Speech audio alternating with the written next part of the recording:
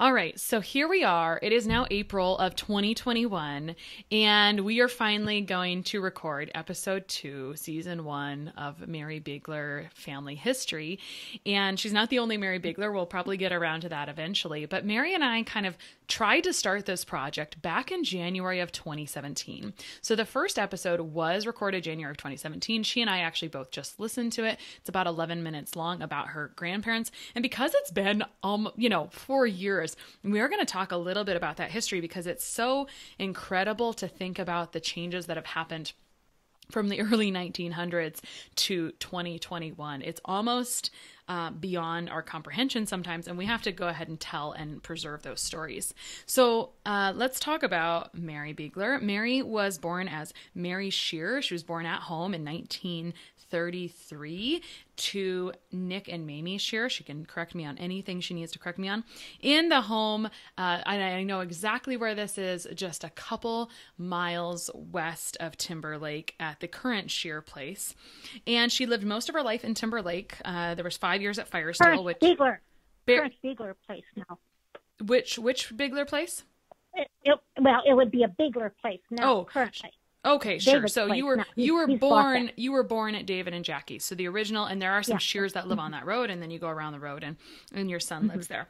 Yeah. So lived most of her life in Timberlake, 5 years in Firestone, and was married to Alfred Bigler in September 1st, 1952, and had 13 children between July of 1953, Julie, and 1974, and that was Becky. That was a whole generation. She moved to Mobridge in 2017 to continue her social life. Mostly at, I don't know what we call this place. It's not even really assisted living. It's just apartments where people hang out and play cards. Independent. It's called independent apartment. Independent apartments, right. I didn't know the name of this. So that's kind of like the very quick, that's the extreme abbreviated Mary Bigler biography. So Mary, let's go back. Let's not fully relive the past 11 minutes where we talked about your entire family, but let's go through and just touch base on some of these things. So before we got on the phone, you were mentioning your dad came to Timberlake, which was established in 1910. In 1914, you mentioned he was born in 1896. This is Nick Shearer. And my favorite part about the first conversation we had is that when he always knew what he wanted, and when he saw your mother, he knew he wanted to marry her. And I wonder what their age difference was. And it was quite a scandal, right? There was a scandal, and they had to elope an entire hour away, which is where you live now, an entire 45 minutes away, which is where you live now. Tell us about your parents a little and that scandal of elopement to Mobridge. Okay. Well, because my mom was engaged, they wanted to leave the community because she was engaged to someone else. And this someone else was actually the brother-in-law to her oldest sister. So it was pretty connected. And my grandparents really liked their son-in-law that my Aunt Rose had married. He was Pat Warnamundy, and this was another Warnamundy, his brother Everett. And so it was just easier to just leave town, I guess. And my Uncle Sam brought them to Mobridge and got them on the ferry. And then I don't know how they got to the depot. There must have been transportation somehow, whether it was horse and buggy or what. Anyhow, they got to the depot. I never had the courage to ask my mom about it because she never mentioned it. And I noticed when she wrote their family history in the first history book Timberlake published, she wrote nothing hardly about herself. It was pretty much about Dad and what he did, and nothing about their marriage except maybe the date. When we were writing the book, the 75-year Timberlake history book, I was researching old microfilms on topic news items because I was doing some other stories. And I ran across the news item where they had a little blurb in the paper that, well, the community was happy to welcome Mame and Nick Shearer, newly married, Mamie Gormley, into the community where they had, because they had been married in the Minneapolis area. So, and it was kind of amazing for me to read that, well, that was 2009, almost 100 years later. Well, how did you fill in the gaps and find out that she was engaged to someone else? My dad would occasionally, he would mention some things. Like I said, he told us, so I was a little more comfortable asking him some things, even after my mom died, And he was good for a year or two there that I could talk to him. And then he told me how all the relatives there thought my mom was Irish, and he didn't mention her that she was Irish because that wasn't it wasn't an issue with them. And they had to live with his parents for about 3 weeks because she had to get her baptismal certificate from Iowa. Oh. And they did that. No, they were going to have to do all these things. So they lived with them in Minnesota, right? Because he was going to school in Minnesota. And how did he end up in Timberlake, Mary? Like this guy comes gallivanting into town and takes an engaged lady, right? Yeah. Well, he was. Yeah, I don't think they really. His oldest brother, who homesteaded on what is Perry Keller, where Perry Keller lives now, that's his great-great-grandfather, came out and homesteaded that land right outside of Timberlake there. Mm-hmm.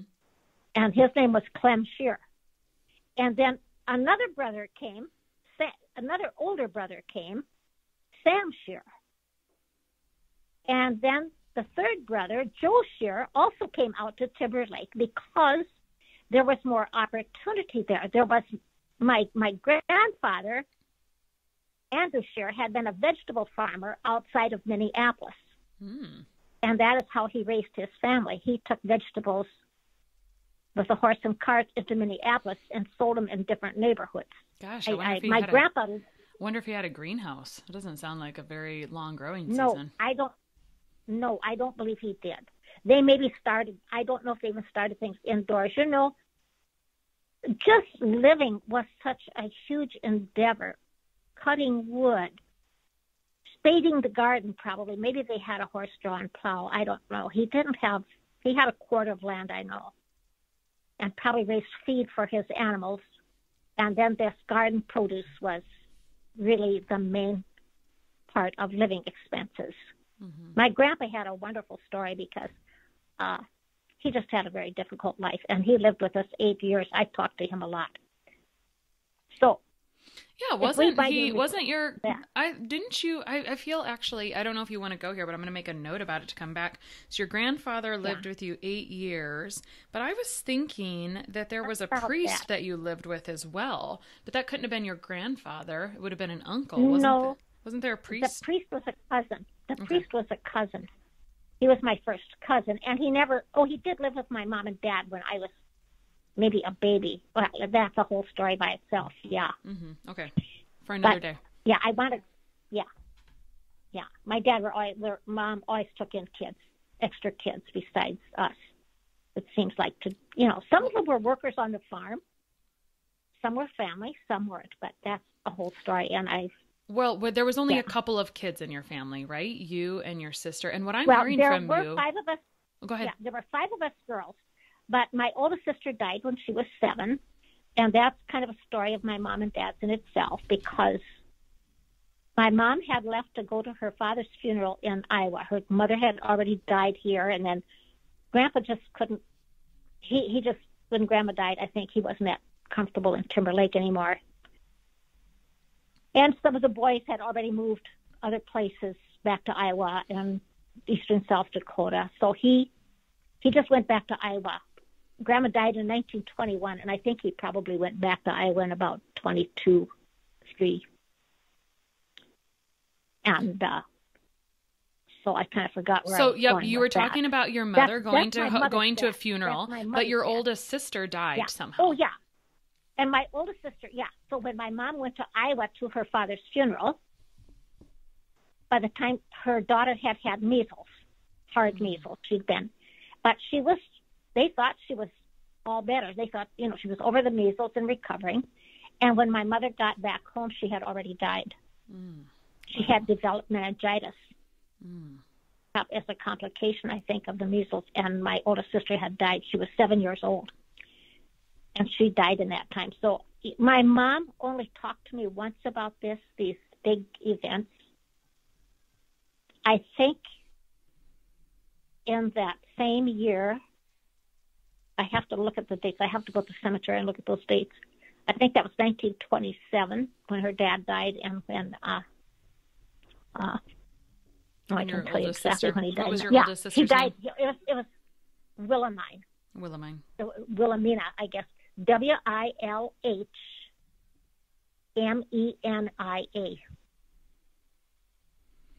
What I'm hearing from you is that you're kind of a daddy's girl, right? So tell me a little bit about your other sisters.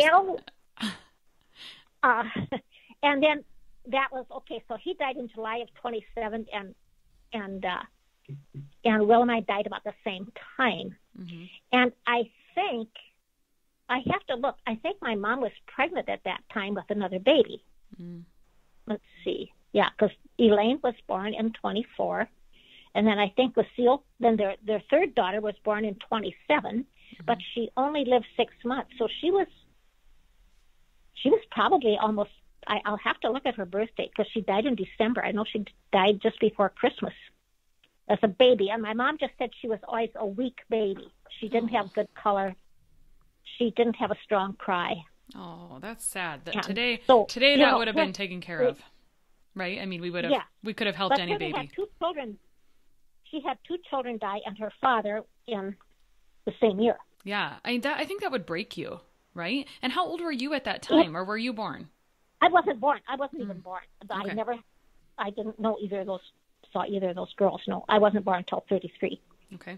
And who was left in there? There was one more. Elaine was my sister Elaine. My sister Elaine she was born in 24, and then my sister Joni was born in 1930. So neither one of us were born when those older girls died. And you spent most of your life hanging out with Joni, I think. I feel like I remember some stories about you guys tell me about, there's something with dresses. You somehow by the way, your parents kept trying to have a boy to help with the farm, but they kept having girls. And then you guys... Go ahead. Yeah, go ahead. I was just going to say there's something about getting some dresses and you guys dressing up the dog in dresses. I think that's you. Yeah, I did that. Because my mom was the youngest of her family, she had older nieces that, when things started to pick up in the early 40s, those girls were out working girls. They were secretaries. They went to California. Some of them started working in, I don't think any of them worked in the defense plants. They were always stenographers or secretaries. And, so they had more clothes and nicer clothes. And they probably tired of them or whatever, or maybe they changed sizes, I don't know, but we got boxes of clothes from them. I mean, I can remember huge boxes sitting on our enclosed porch, and that was kind of my playroom when it was warm enough. And the dog was Joni was about 3.5 years older than I, so after I was about, 7, she didn't want to play dolls with me anymore. Well, there's another story about that. and I played a lot with the dog and the cats, and I would dress them. Well, I couldn't dress the cats up. I would just dress the dog up in clothes with me, and I'd have tea, Kool-Aid tea, and he'd drink out of one of the cups, and I'd drink out of the same cup, probably. But I'd set it on the floor. He ate crackers and Kool-Aid with me. Oh, they had Kool-Aid back then. Yeah. Oh, wow. The modern time. Some things never die. So the dog, I feel like there was some story about someone coming in the yard and the dog's like running across the yard in a dress. Well, maybe it was a common occurrence. He was a really good cattle dog. And generally he stayed in the house when he had a dress on because we were playing. And this one morning, I just played I dressed him up when I wanted to. I never timed it with chores. And our hired man had cleaned the barn and was letting the cows out. He was letting the cows out of the barn before he cleaned the barn. And so he was whistling for the dog, and my mom heard him whistling. So she just opened the door and said, "Come on, Bus." So here comes Bus out the door, and I remember yet it was a red ruffled Georgette dress. It was a fancy dress. And he just came out the door and under the cow yard gate, and the cows took off, just hell bent for election. And Tony was just doubled over. The hired man just doubled over laughing. What was the dog's name? Did you say Russ? Bus. Okay. B-U-S-C-E-R. Oh. And I think we inherited him from my Uncle Sam when he moved to town. Okay. Got it. Well, tell us the story about Joni not wanting to play dolls with you. These are the good stories. Okay, I can remember. Well, this is one occasion I can remember. And first I went and I paddled him. I said, "Mom, Joni won't play with me." And she said, "Joni, go play with Mary." She said, "I don't want to play dolls." She said, "Just go play with her. Just leave me alone." So here comes Joni to play dolls with me. And she picks up my doll. She says, "Oh, she's sick. She's puking all over. I can't stand this." And so, of course, that made me mad. And I said, "Mom, Joni's playing dumb with my dolls." And she said, "Oh, grow up." Joni got to go do something else. Oh, that was very creative of her. Very, very creative way to get around it. And I love that you remember that so well. We did have a wonderful relationship. Once I got in about the 7th or 8th grade, by that time we had a pickup and a car, which was a big deal. And must have been the 40s. My dad and mom, this was in the 40s, 45, 46, 47, 8. She graduated in 48.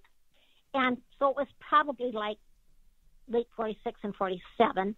And my parents liked to go to and play cards with different people, so we couldn't all go in one vehicle at that time. So I remember the first time, and she wanted to have a birthday party down at the country club, the golf course. It was that old building that's still standing there with no windows or anything. Her birthday was May 6th. And so the kids were all planning to come, in her class and stuff. So she said to my dad beforehand, she said, "Well, can I take the pickup and go down there?" And he says, "Well, I don't know. Well, if you take Mary, you can take the pickup." So I was the accessory to the pickup. And so I said, "Well, I want to take somebody with me." And I believe I took Dolores Stoik, who I still correspond with today. She's living in Arizona. We've been lifelong friends practically. And I'm not sure if Dolores went with me or not, but I know I went. Maybe I didn't. She didn't go, but I was appalled because there was a lot of beer there, and several of the guys got way too bad. It was cold. It was also cold in the clubhouse. And I don't know where they got it. So there was a fireplace net. If you look at that old building, I think it's still standing. And so how old were you and how old was Joni? I was Joni was a junior in high school, so I was probably in the 8th grade. I see why your dad wanted to send you. Yeah. He didn't know what was going on at that party at all. I didn't either. I don't know if Joni did. But here these boys came with a lot of beer. They were pretty liquored up when they came, a couple of them, actually. It was really the undoing of them. A couple of them never recovered from the alcoholism. They were alcoholics by the time they graduated. And that was sad. But then they built this fire in the fireplace, and they couldn't find any more wood, so they threw some old tires that were laying around there on it. Well, of course, you know how that stunk. We smelled like burnt rubber. It smoked up the clubhouse. They weren't very happy. I don't know. The fire department come? Did it. Or did they have a fire department? No, it was all in the fireplace. But it just was a horrible smell with this burning rubber, You can still smell it. You can still our smell hair, our clothes. And I mean, it was obvious these guys were pretty drunk. And a couple of the girls kind of drank too much too. There wasn't much of that among the girls, but there was some of it. But anyhow, I was just floored. And what was kind of strange, that was those upper classes were kind of rowdy and everything. And I'm not saying, but the guys in our class, if they drank, they did it separate from when us girls were around. We did a lot of house parties. We danced and made fudge and taffy and stuff. But it was just a whole different scene. But we started that when we were in sixth grade, so we got used to different entertainment, and it was organized by parents, kind of. It was usually in a home, so it was supervised. Mm-hmm. And did you just say you started drinking when you were in sixth grade, when you would be at home making fudge? No, we never drank. We never drank anything. You just had parties with friends. Our parties were just wholesome parties. You made candy. Play dates. And somebody would either, Dolores Strike had a record player. Nobody else did, I don't think. Maybe Freddie Bellum did too. And we would go to a house, and the parents were usually off someplace, in this house. Or Dolores' parents were usually gone because they ran a restaurant. But she was babysitting her three younger kids, sisters and brothers, or brother and sister. So, she was responsible. And there was no drinking with our group as much. I'm sure the boys drank as they got older, but we didn't do it in that setting, Right. And maybe I was naive, but I don't know. I just never heard about it among the kids our age. Well, tell me about school in Timberlake. How big was your class? I mean, you were born at home. You were raised there fully. I think in maybe the same house. I don't know. Your parents, I think, homesteaded. So talk to me about the school. How big was your class? How big was the school? Was it this at the time of Catholic school? What was school like at that time in basically the 30s and 40s? Okay, only to 2 years of Catholic school. I think I went in, because I went in I started first grade when I was 5, but I turned 6 in December, but that was the law. You had to turn 6 before January 1st. And in hindsight, I struggled all through school because, a lot of kids had January, February birthdays. They were almost a year older, and, they were just, they were probably smarter to begin with, too. I was kind of naive. I was pretty naive in a lot of the ways, but... You were a dreamer. And my mom was busy. She worked outside so much. She didn't have time to teach me my ABCs or to write my name. And so when I went to first grade, it was the last year the St. Joseph School was going to be open because they were closing because they just barely made it through the Depression, but now it hit them bad. People hadn't donated money for years, and they had to close. Mm. I said they saw me, and they thought, no more of this. So I had the first grade, but I learned absolutely zero in the first grade. I remember when I got to the second grade, for some reason, I could spell a little bit better. I don't know why. Then I could read, or I was always in the lowest reading class, the lowest math class. There was quite a big class when I went. When I started first grade, sister had 3 grades, first, second, and third. There were only 9 students in the whole room.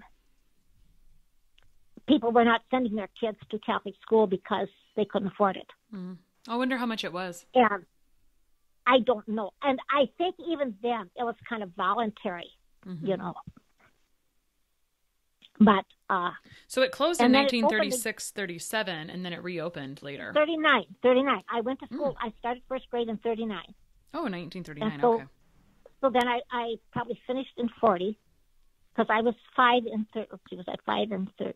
I turned 6 in December of 39, so I was still 5. So I went to 39. I thought we had you born in 1931. You must have been born in 1933. No, 33. 33. Thank you. My sister was born in 1930. Okay. My one just above me, Joni. Got it. Yeah, and I was about 3.5 years younger. So that was grade school. So yeah. And is there anything you remember about going to Catholic school? And then how big was the high school in comparison? Or how, and did you go to all this? You graduated, but I'd love to hear about what school was like as well. Well, it was pretty good. I went to public school then till the 8th grade. And then the 8th grade, the St. Joseph School opened again. And so I graduated from St. Joe's from 8th grade.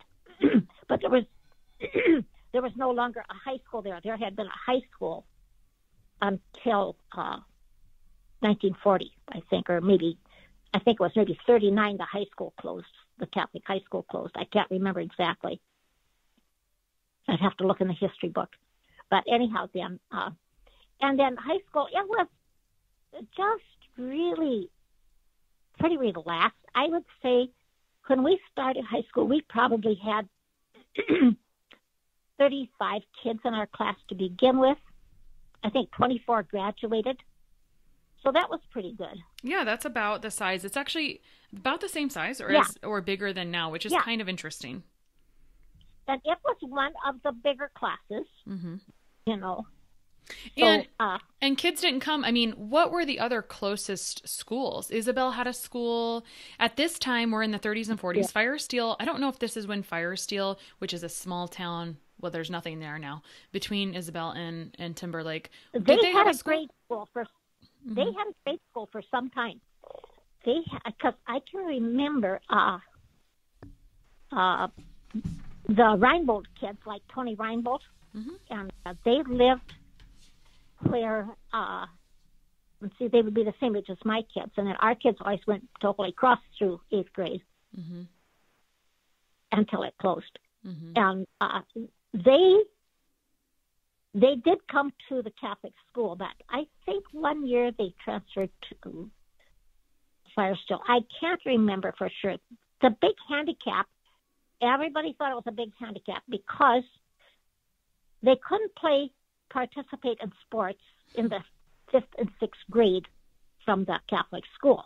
And it wasn't that the public school wouldn't let them, it was that practice was during school time. And the sisters felt, no, they are here from, 8:30 till 3, and they are supposed to be educated in that time. And we always had a music sister, and I mean, our parish benefits to this day, they had music every day of the week. And she had wonderful courses. Sometime we'll go on about the recitals she put on. Some of them were just amazing. But she would take a Broadway show and work those songs and have the kids sing. And then every once in a while she'd work a piano student in to play their little piano piece and stuff. She did train some excellent musicians. Marlene took lessons from them.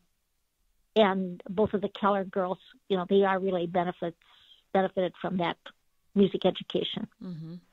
So you graduated. I don't know if you played sports because and then high school too. It was just very simple. We were kind of, looking back, I'm thinking, maybe we were a little cliquey, but it wasn't planned cliquey. We had about 13 girls. I know we had a picture taken, and we weren't always all involved in the same things, but we had about 13 girls, so that was about half the class.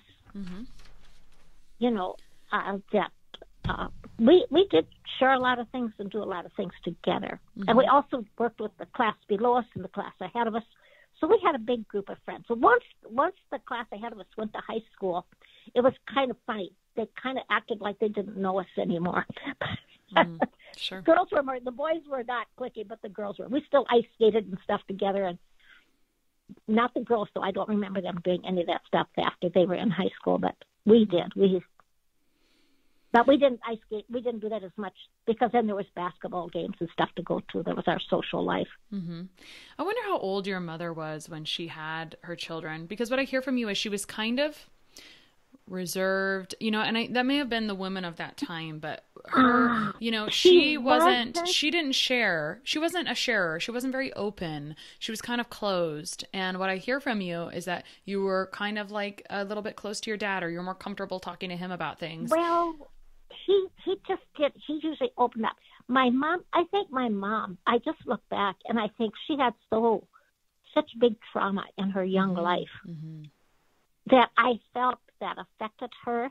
And I can remember, like, she talked to me once about my oldest sister dying and her dad dying at the same time. And then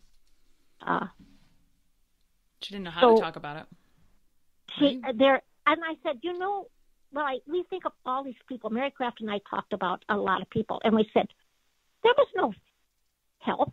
Nobody thought they have any kind of help for you when you went through a traumatic thing. And there was no counseling. You just had to do it. Yeah. And everyone has trauma. Aside from the point. Right. But some people had much more trauma than others. Yeah, I mean, there's no overstating and so my mom looked at that. It was Janet Gill's parents. Their house burnt down. They had 3 little children. And her mom was in the barn milking. Her dad was out in the field. And, you didn't run out of the barn to check on kids every time you got one cow milked. And when she came out of the barn, the house was in total flames. And she lost 3 children? They lost everything they had in the house and 3 children. Oh, my gosh.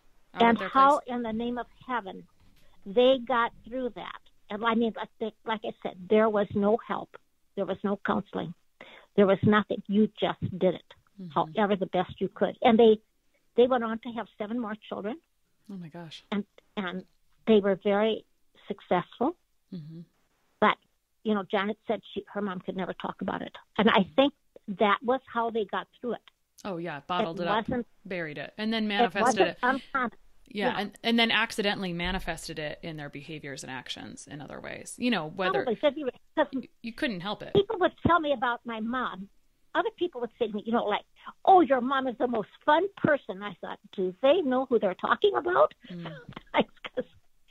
And again, most of the moms were the disciplinarians because dads weren't at home. And there was never, ever a threat that wait till your father comes home. That wasn't even mentioned. It was done now. It's going to get taken care of now. Yeah. And so they really had to be, and they worked so hard. I said with that dairy, they milked 42 cows by hand for years. Mm-hmm. I never got in on the big. 2 times a day? 3 times a day? Twice a day, morning and night, Christmas and Easter. Then the milk had to be cooled and bottled and delivered. And they delivered milk every day of the year, house to house, Christmas, Thanksgiving. And the milk bottles had to be washed every day of the year. I felt my mom worked much harder than my dad. Mm-hmm. Yeah, behind every successful man is usually a hard working woman putting things together. Fantastic woman. And I know that that's going to come out in our future conversations as you want to make sure we talk about that. But let's just recap this childhood. I mean, we could jump from a lot of places, and we will over time. I do that. I jump over. That's okay. And I know your parents later moved to town in this lovely large house that's still in town. We don't have many old houses that are still in town. We can talk about that another time. I'll put it on my notes to talk about when your parents moved. But if you think about your childhood, are there any other stories that you would like to share or you feel are relevant? You know, I just had a pretty easy childhood. Like I said, when I was really young, I spent my time with the cats and the dogs. And after I grew a little older, my dad was always picking somebody would help him deliver milk, and then he'd bring them home for the day if their folks said they could come home. And a lot of times they'd say, "Yeah, get them out of town, take them home for the day." And they'd get to help him. They'd get to drive the tractor to unload the manure after the barn was cleaned. Mm-hmm. And they loved that. These were usually boys, you know. Mm-hmm. So you weren't extremely involved in the farming aspect. You didn't milk cows, but you maybe washed the bottles because your parents were, you know, they provided the milk and the cream right to the townspeople. And I don't know, was there a lot of other dairies or was it your family mostly? There were a couple of smaller dairies. But I think, you know, Dad was kind of the main dairy, and he also delivered milk to the stores. So if people ran out, there was a store where they could go get a quart or extra cream. And that dairy business was kind of, I did milk cows when we were like 10, 11 years old. We had to milk cows, but they quit the dairy in 45, I believe, because the price of milk was frozen at 12 cents a quart during the war. Gosh. So there couldn't be inflation. And they never lifted that after the war. And he said, I can't make any money doing this. And bigger dairies, they were kind of coming out and sending milk to stores. It was pasteurized. And we always had raw milk, you know.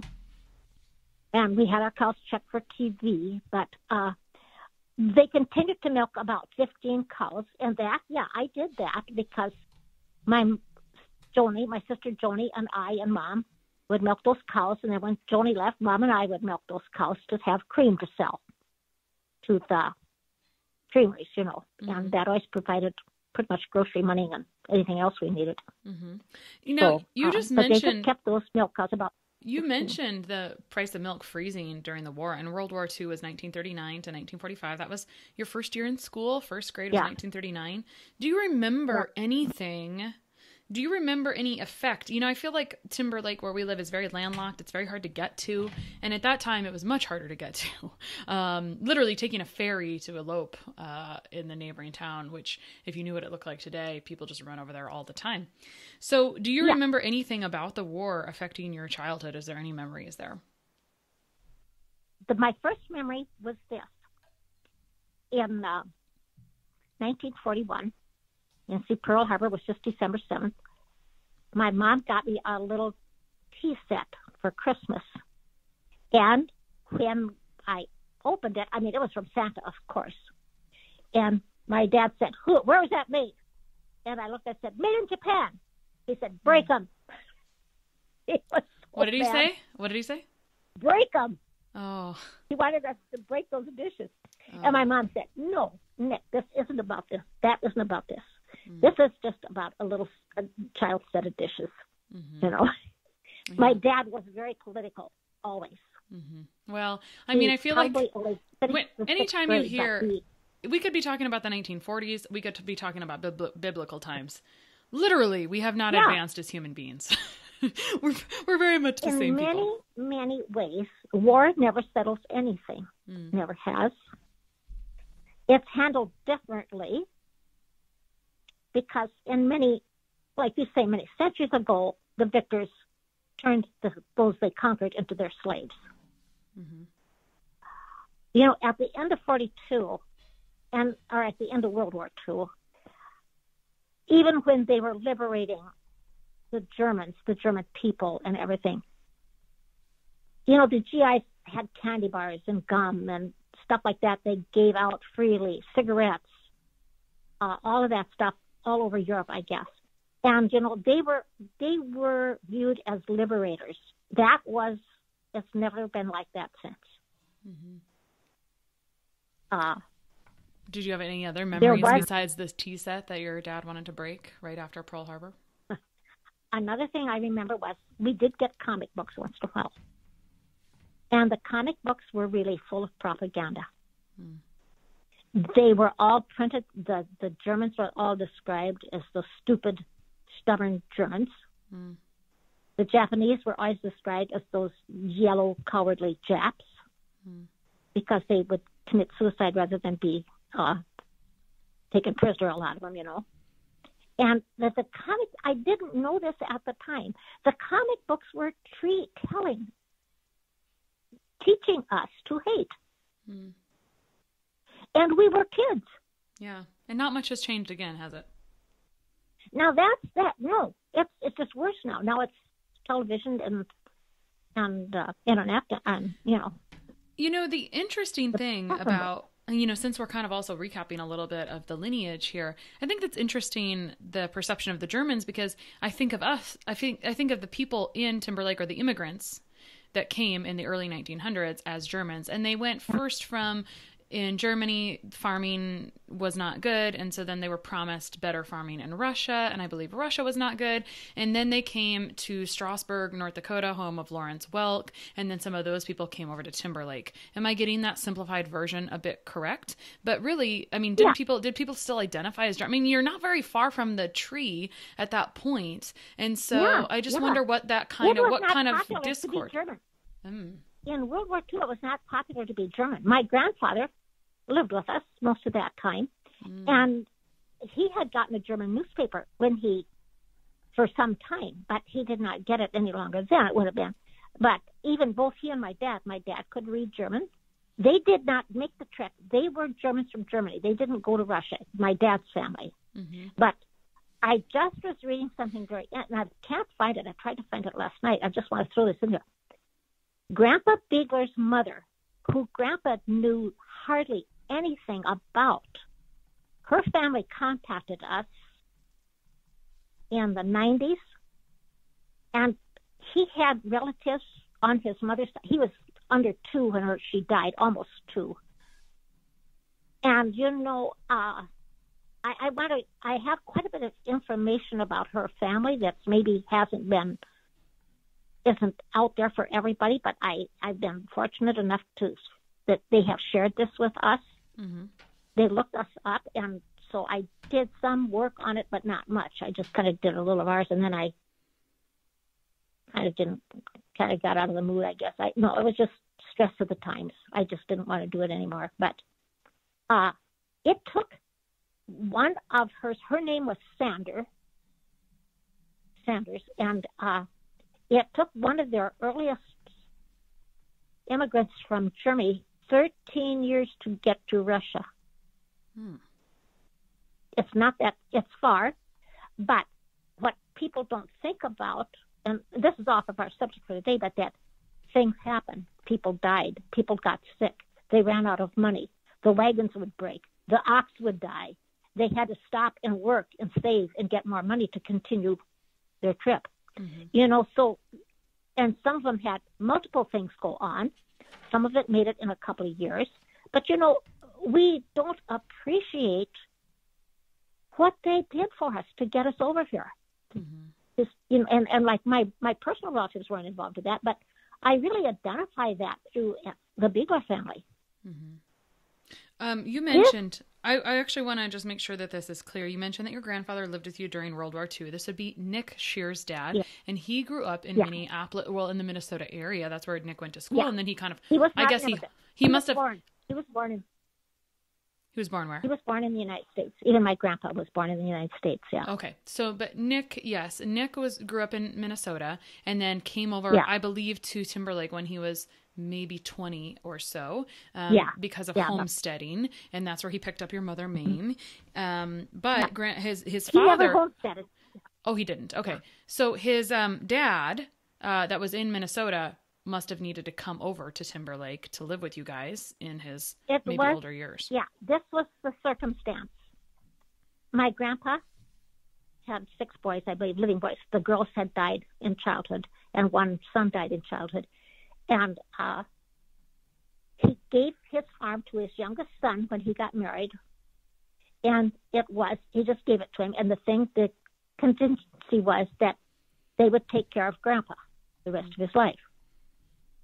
And I got to look up how old Uncle Andy was. He wasn't very old. And I think he died in the 30s, the late 30s, 38 or 39. And he was the youngest of the family, so he wasn't very old. And he died. And they had 2 young children, boys. And my dad told me this one night. But see, we spent time with Dad when we were milking, and then we weren't occupied thinking about other things. And then he said, when Andy died, we told Laura, you do not have to take care of our pa. You have 2 boys to raise. That's enough. So then they brought Grandpa out to Timberlake. And he lived with my Uncle Sam, who was second oldest brother. Who had also moved there. Because he had the biggest house, because he lived in that house across from the church at that time, too. Oh, interesting. So there was room for him. And so he lived there. I got a lot of stories about that. Anyhow, and then in 1941, Sam always used dynamite to uncover coal, in the coal mine. And he had a pretty good operation going. I've just read that history last night again. I've got a lot of that. I've got so much history, I just got to organize it. But anyhow, he always put a stick of dynamite down, and then he used some kind of powder, explosive powder, on top of that, and then a long fuse. And he lit the fuse with his cigarette that morning, and they think some of the embers must have fallen down in the hole, and it just blew up immediately, and he was killed. But that was his business, to do some coal work. Like he was... That was what he was doing, yes. It was and I just read it again last night. And he must have been married with children to be in this big house, which we can talk about. Oh, yes, he was. Yeah, He was older than my dad, so yeah. So all of their youngest daughter and I were about the same age, and we were very, very close. So Grandpa, so Sam died, your uncle, who was also living in Timberlake, on the coal mines with this situation. And then Grandpa, I'm assuming, moved in with you because the same kind of situation happened. It was probably, Uncle Sam was killed in November, and it was probably not until the next summer that Grandpa came out to live with us. But again, Dad said, and Grandpa, he could visit about old times. I said to him, that it was so totally different. He did not have Alzheimer's. He could dress himself, feed himself, take care of all his personal needs, toileting, whatever. But he was childish. He never knew our names. He would feed the chickens, and then 10 minutes later, he would say to my mom, maybe I should feed the chickens, But I think it was just that he hadn't kept his mind busy. He had retired fairly young. And, but he probably didn't expect to live to be 88. So he died when he lived with you. And he wasn't living with us. He did start having little strokes, and then he was in kind of a nursing home the last 3 months of his life. And so we started talking about him because of the war and how your grandpa lived with you during World War II. Yeah. And did he speak German? Was there anything else to bring up about, the relevance? He was very fluent in German and English, and so was. And how did he feel about the war? Grandpa, by the time he came to live with us, I don't think he knew there was a war. He had quit reading the newspapers. He could read English, but I mean, he had before that. He had read newspapers. He had, I don't know if he did when he was at Aunt Mary's house, Uncle Sam's house, but he was, and my dad too. My dad could read and write German and English, but he only went to the 6th grade. But in a way, he was better educated than I was, He was very interested in the politics of the world and the country, and Right, it becomes people's religion, doesn't it? He was a county commissioner. He was just interested. He knew that had an effect on your life. That's what he knew. That how the politics of the country affects your life. So, Mary, we talked a bit about this is kind of young Mary childhood section. Yeah. And I would like to do an offshoot on the old house on a couple other topics, and I've highlighted that for my notes. Is there anything else like young childhood wise that you like, fun story or anything else that you can think of? I mean, I think one of the takeaways here is that it's a tough life. And then you're living out here in the middle of nowhere, right? But you did have a lot of fun with the dresses that showed up and dressing up the dog. And people got together so much, Krista. There were never planned events. They'd maybe have a picnic Sundays, and a lot of people would go to the park. And there were several planned picnics at the park. Memorial Day was always a planned picnic at the park. The church would always have a planned picnic at the park in the summer. And in the winters, I know there were card parties. It was mostly for the adults, but the kids could go and there was no running around, but we enjoyed it. We'd play Monopoly maybe, but I don't remember a whole lot of that. They tried to teach us to play more cards, which I never took up as a kid, but I did learn pinochle pretty good, but you mentioned, I have to ask this last question about childhood. You mentioned the park. We have this state park that's here. Yeah. And when was that there? Do you remember when that went in? I can't remember a time when it was not there. Interesting. It was always there, and it was fairly well maintained, and we would just go down there and we'd climb that butte across the creek and cross the creek. And I remember there was a big tree that crossed the creek. A lot of times the creek was almost dry, but if it was watery, it was really, and we were daring. We would do all stuff. And was there a beach? My mom and dad were both, neither could swim, I guess. I don't know. And someone a little older than my oldest sister had died in that dam. I mean, they were petrified that we not get near the water. I sat in a boat that was moored to the shore one time when I was in high school, and I thought, my dad and mom would kill me if they knew I was sitting in this boat that was tied up. Yeah. Okay. Well, we'll wrap there. We can always do another offshoot on childhood stuff. Let's move into, in our next section, maybe we'll move into high school and young adult life and marriage. So I'll wrap right there. Yeah.